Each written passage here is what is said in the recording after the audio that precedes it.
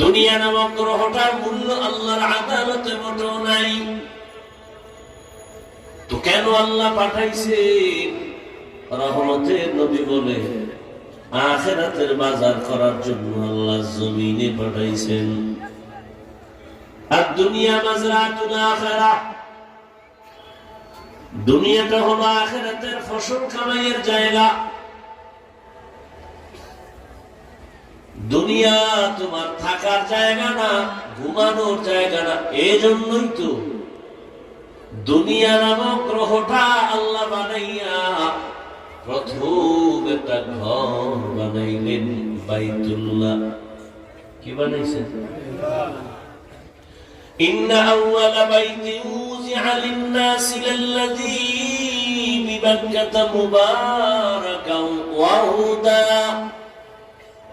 মুবারাকান ওয়া হুদাল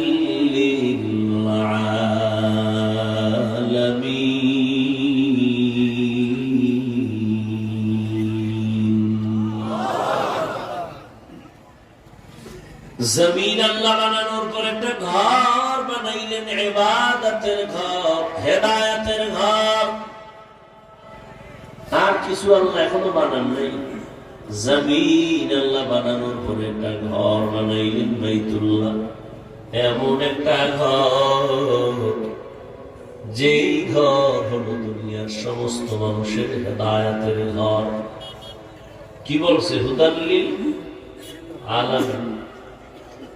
আলম এক বচন, আলামিন বহু বচন। জগৎ সমূহের জন্য বাইতুল্লাহ হলো হেদায়েত। এমন একটা ঘর আল্লাহ বানাইছেন,